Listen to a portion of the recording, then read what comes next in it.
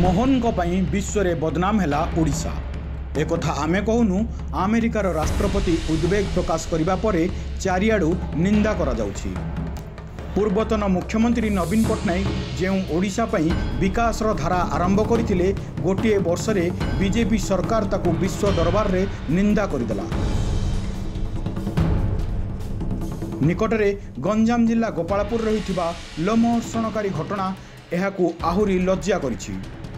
विशेषकर ओडिशा रे वर्षे भितरे आईन श्रृंखला भुषुड़िबा कारणरू महिलांक प्रति निर्यातना बढ़िबा सह धर्षण हार मध्य वृद्धि पाइबारे लागिछि, जहाकू नहीं ट्रंप तांको लोकंकू ओडिशा सह भारत रे अन्य 5टी राज्य रे एकुटिए जिबा पई मना करिसेंती, जहाकू नहीं एबे चर्चा चारिआडे।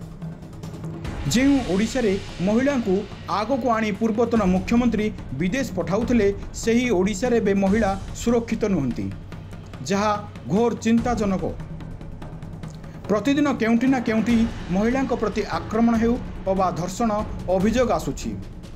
एठी गृह विभाग दायित्व थिबा मुख्यमंत्री बाबू मोहन माझी से चिंता न करी बुलाबुली करी बेस मौज करुछंती।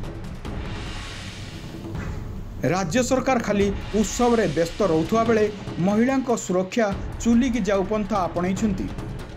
एते सबु परे भी चेता पसुनी राज्यर गेरुआ सरकारंक, जहा आगामी दिन रे महंगा पड़िबो एथिरे संदेह नहीं।